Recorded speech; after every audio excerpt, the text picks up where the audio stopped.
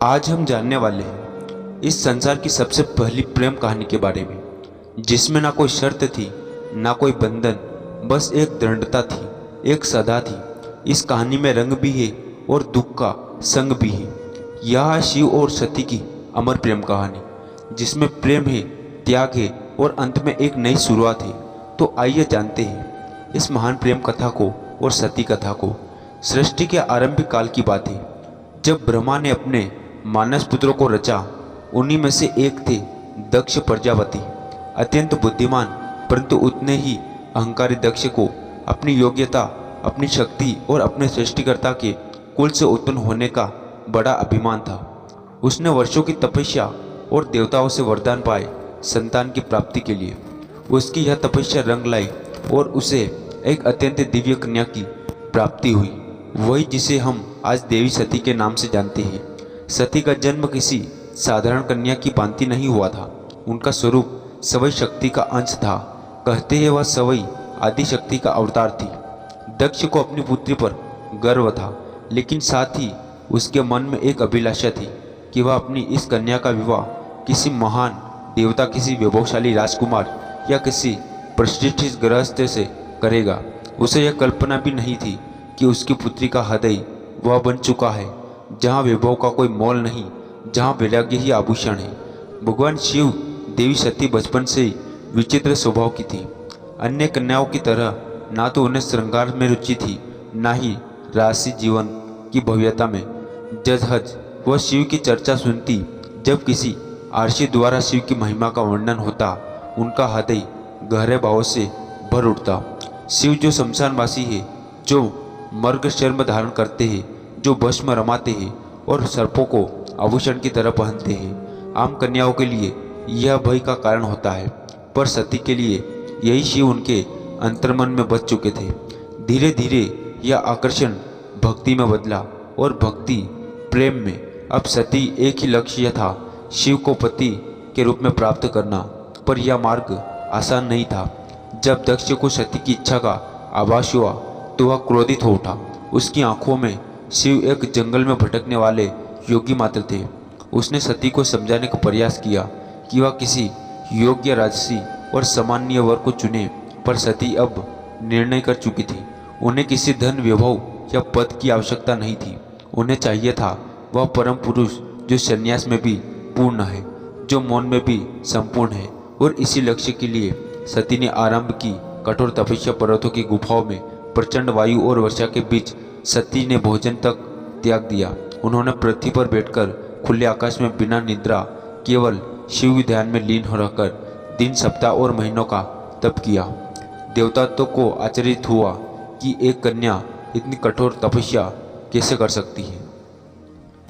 जब उनकी तपस्या की अग्नि के त्रिलोक को प्रभावित करना शुरू किया, तब अनंत भगवान शिव ने उसकी भक्ति को स्वीकार करने का निर्णय लिया। पर यह तो आगे की कथा है। अभी तो एक पिता के अहंकार और एक पुत्री के समर्पण की टकराहट शुरू हुई है। जहाँ एक और दक्ष चाहता है कि सती उसके राजनीतिक सपनों की सीढ़ी बने, वही दूसरी ओर सती हर सांस के साथ शिव का नाम जपती है। यही संघर्ष इस प्रेम कथा की पहली चिंगारी है, एक ऐसी चिंगारी जो आगे चलकर एक भीषण अग्निकांड बन जाएगी। सती अपनी तपस्या में लीन थी। उनका एकमात्र उद्देश्य था शिव की प्राप्ति। अनंत उनकी भक्ति से प्रसन्न होकर शिव प्रकट हुए। शिव मुस्कुराए और एक क्षण में वह उस तप्तिनी के समक्ष प्रकट हो गए। जैसे ही सती ने अपनी आंखें खोली, उनके सम्मुख खड़े थे वही जिनके लिए उन्होंने सब कुछ त्याग दिया था। शिव ने उनके तप, प्रेम और अटल श्रद्धा को देखा और कहा, हे देवी, तुम्हारा प्रेम मुझे बाध्य करता है। आज मैं तुम्हें अर्धांगिनी के रूप में स्वीकार करता हूँ। इस वचन के साथ पूरे ब्रह्मांड में आनंद की लहर दौड़ गई। देवताओं ने पुष्प वर्षा की और फिर आया वह शुभ दिन, जिसका साक्षी स्वयं ब्रह्मा, विष्णु और सारे लोक हुए। शिव और सती का दिव्य विवाह। शिव बारात लेकर सभी कैलाश पर्वत से निकले, पर यहाँ कोई साधारण बारात नहीं थी। इसमें भूत, प्रेत, पिचाल, नाग, सिद्ध, योगी, अर्षि, देवता सब सम्मानित थे। शिव की सबसे सवारी नंदी थी। शरीर पर भस्म, जटा से गंगा, गले में नाग या स्वरूप देख सभी स्त्रियां भयभीत हो उठी। पर सती के चेहरे पर गर्व था। उन्हें अपने शिव पर गर्व था। वैभव नहीं, सत्य का स्वरूप थे वह विवाह का आयोजन राजसी था, पर दिव्यता से भरा हुआ था। स्वयं ब्रह्मा ने मंत्रों उच्चारण किया, विष्णु ने कन्यादान किया और समस्त लोगों ने इसे मिलन का स्वागत किया। यह केवल दो आत्माओं का नहीं, सृष्टि के दो मूल तत्वों शिव और शक्ति का मिलन था। लेकिन इस भव्य विवाह में एक स्थान रिक्त रहा। सती पिता दक्ष प्रजाति वह नहीं आए, ना ही कोई संदेश भेजा, ना ही कोई आशीर्वाद, क्योंकि उनके लिए यह विवाह एक अपमान था, एक चुनौती। उनके अभिमान को उनके अनुसार यह मिलन योग्य नहीं था। और यहीं से प्रारंभ हुआ उस अग्निकांड का बीज जो आगे चलकर पूरे यज्ञ को जला देगा। समय धीरे धीरे बीतता। कैलाश पर्वत पर प्रकृति की गोद में शिव और सती अपना वैवाहिक जीवन शांतिपूर्वक और आनंद से व्यतीत कर रहे हैं। कैलाश की गुफाएं, मंदाकिनी की कलकल धारा और बर्फीली हवाएं सब साक्षी थी उस दिव्य प्रेम की जो समय और शब्दों से परे था। लेकिन इसी बीच एक और स्थान पर कुछ और ही चल रहा था। राजा दक्ष के मन में सती के शिव से विवाह को वह अभी तक स्वीकार नहीं कर पाया था। हर बार जब कोई शिव की महिमा का गुणगान करता, दक्ष की भौहें तन जाती। उसे लगता कि शिव ने उसकी पुत्री को अपनी योग्यता से नहीं, किसी छल से प्राप्त किया है। वह अपनी सत्ता, अपना रुतबा, अपनी श्रेष्ठता सिद्ध करना चाहता था और उसी घमंड ने उसे एक विशाल यज्ञ के आयोजन की प्रेरणा दी। दक्ष ने यज्ञ का आयोजन बड़ी धूमधाम से किया। ऐसा यज्ञ जिसमें समस्त देवताओं, ऋषियों, सिद्धों और लोकपालों को निमंत्रण भेजा गया। ब्रह्मा से लेकर इंद्र तक हर कोई आमंत्रित था, परंतु एक नाम उसमें अनुपस्थित था। महादेव शिव का यह कोई भूल नहीं थी, यह था दक्ष का जानबूझकर किया गया निर्णय। उसने शिव को निमंत्रण नहीं भेजा क्योंकि उसका अहंकार उसे यह स्वीकार नहीं करने देता था कि उसकी पुत्री ने उस योगी से विवाह कर लिया जो ना कोई राज्य रखता है, ना कोई वस्त्र, और जो शमशान का वासी है। दक्ष को लगता था कि शिव को यज्ञ में आमंत्रित करना उसके सम्मान के विरुद्ध होगा। जब यज्ञ की तैयारियां चल रही थी, उसी समय सती ने इस आयोजन की बात सुनी। किसी ने उनसे और उनके माता को कहा, आपके पिता दक्ष ने एक महान यज्ञ का आयोजन किया है जिसमें सारे देव, ऋषि और ज्ञानी आमंत्रित थे। वह तो आज पूरे ब्रह्मांड का ध्यान खींच रहा है। यह सुनकर सती का हृदय कांप उठा। उन्हें विश्वास नहीं किया कि उनके पिता इतना बड़ा आयोजन कर रहे हैं और उन्हें कोई सूचना नहीं मिली। कुछ समय तक वे चुप रही, शायद आशा में कि कोई दूत आएगा, कोई संदेश मिलेगा। लेकिन जब स्पष्ट हो गया कि शिव और उन्हें जानबूझकर ना बुलाया गया, तब उनके भीतर कुछ टूटा सा गया। एक और पुत्री का धर्म उन्हें पिता के यज्ञ में खींच रखा था, तो दूसरी ओर पत्नी का धर्म उन्हें शिव की मर्यादा का ध्यान रखने को कह रहा था। अनंत सती ने शिव से निवेदन किया, स्वामी, मैं उस यज्ञ में जाना चाहती हूँ। शायद यह कोई भूल हो और मेरा जाना उस विघटन को रोक सके। शिव ने सती की ओर गहरी दृष्टि से देखा। वह जानते थे कि यह कोई आमंत्रण विहीन आयोजन का एक साधारण यज्ञ नहीं है। उन्होंने शांत स्वर में सती से कहा, हे प्रिय, जहाँ सम्मान न हो वहाँ स्वाभिमान को ले जाना व्यर्थ है, और मैं नहीं चाहता कि तुम यह उस यज्ञ में जाओ और केवल क्रोध और घमंड से जल रही है। परंतु सती व्याकुल थी। उनके भीतर एक द्वंद्व चल रहा था, पिता और पति के बीच। उन्होंने पुनः प्रार्थना की, प्रभु, मैं केवल एक पुत्री के रूप में वहाँ जाना चाहती हूँ। मैं पिता से बात करूँगी, शायद वह बदल जाए, शायद उनके मन का विष उतर जाए। शिव ने इस बार उन्होंने अनुमति दे दी। सती ने कैलाश से विदा ली, अकेले, बिना किसी दूध या सामान के। वह एक बेटी थी जो अपने पिता से स्नेह की अपेक्षा लेकर जा रही थी, लेकिन उन्हें ध्यान नहीं था कि उस यज्ञ में उनका स्वागत नहीं, अपमान प्रतीक्षा कर रहा है। सती जब यज्ञ स्थल पर पहुंची तो उनके मन में उम्मीद थी कि पिता के नेत्रों में बेटी को देखकर कोमल कुलता जगेगी, लेकिन उनके मुख से स्वागत के शब्द निकलेंगे। लेकिन जब उन्होंने यज्ञ स्थल में प्रवेश किया तो सन्नाटा पसर गया। कोई स्वागत नहीं हुआ, कोई आसन नहीं दिया गया, जैसे वह उपस्थिति ही ना हो।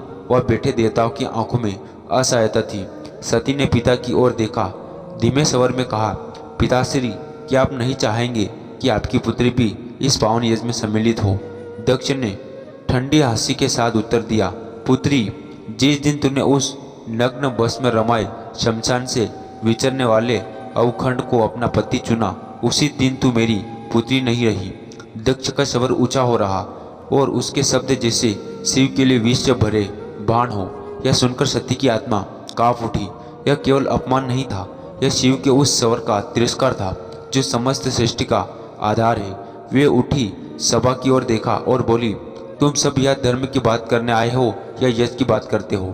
पर जिस शिव के बिना कोई यश संपन्न नहीं हो सकता, उसी शिव का तुम अपमान करते हो। फिर उन्होंने आगे कहा, जिसे तुम अवगुण कहते हो वही काल का भी काल है।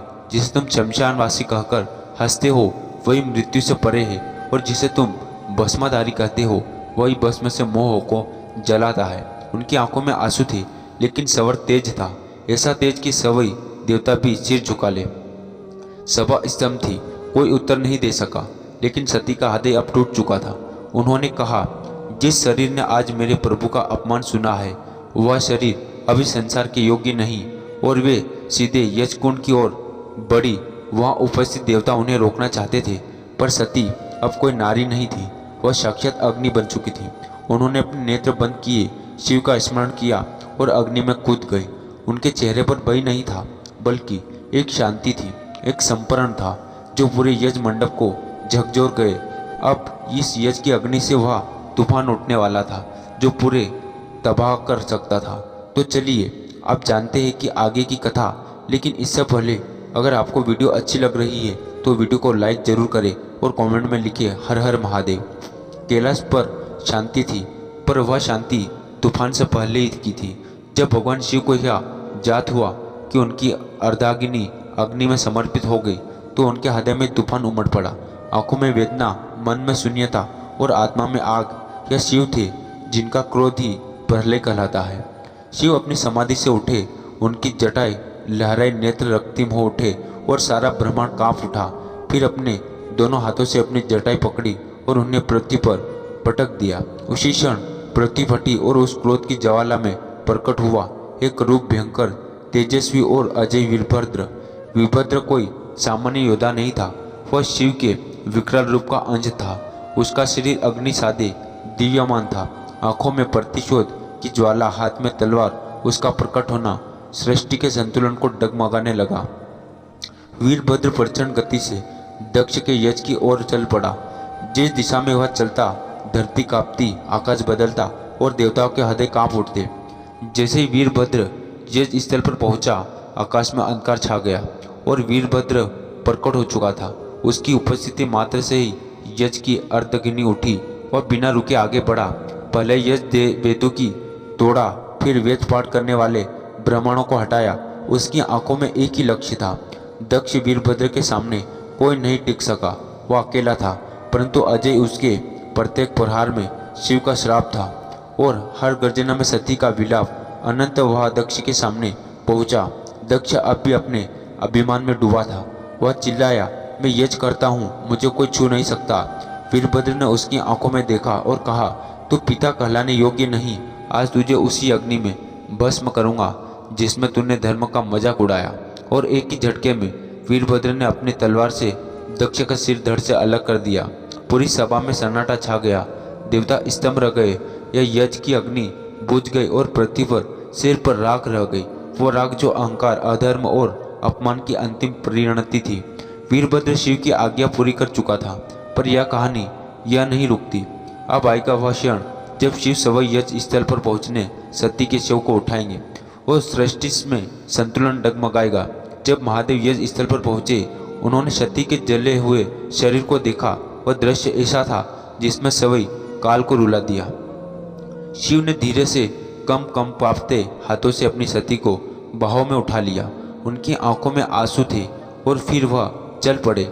शिव सती के शव और अपनी गोद में लिए पूरे ब्रह्मांड में भटकने लगे, उस विरह में जो पूरे ब्रह्मांड को भयभीत कर रहा था।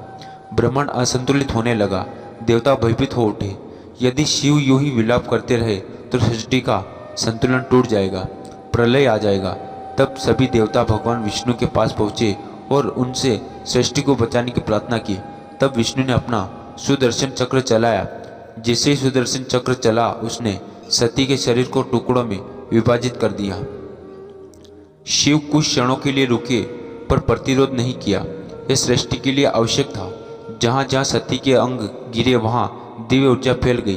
पृथ्वी के वे स्थान शक्ति से भर उठे और वही बने शक्तिपीठ या कोई सामान्य स्थल नहीं थे, उस अमर प्रेम की गवाह थे जो शिव और सती के बीच था। यह वे स्थान जहाँ स्त्री शक्ति, प्रेम, बलिदान और भक्ति सब कुछ एक साथ साकार हुए। कुछ स्थानों पर सती की आंखें गिरी, कहीं उनका हृदय, कहीं उनके केस तो कहीं उनके चरण, और हर स्थान पर केंद्र बन गया माँ शक्ति का, जो हर रूप में पूजनीय हुई, कभी दुर्गा, कभी भैरव, कभी भवानी। यही है वे स्थान जिन्हें आज हम कामाख्या, वैष्णव, ज्वाला, हिंगलाज और तारापीठ जैसे नामों से जानते हैं। इस प्रकार सती के वियोग से जन्मे यह शक्तिपीठ न केवल देवी की अंग है, यह उस प्रेम की साक्षात उपस्थिति है जो आत्मा से आत्मा तक जुड़ता है। शिव अनंत हिमालय लौटे पर अब वह ध्यान मग्न हो गए। वर्षों तक एक चट्टान की भांति बैठ गए, समाधि में डूबे, ना शब्द, गति, ना भावना, बस मौन में। और सती की स्मृति काल की धारा आगे बढ़ती गई। युग बदल जाते हैं पर कुछ कहानियाँ समय की सीमाओं से परे होती है, और सती की कथा उन्हीं में से एक ही।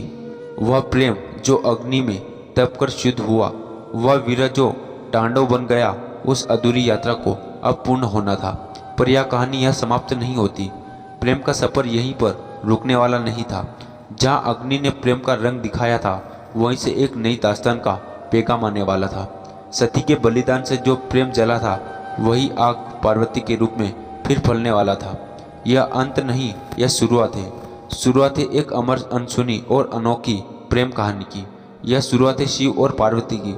यह शुरुआत है एक नए युग की।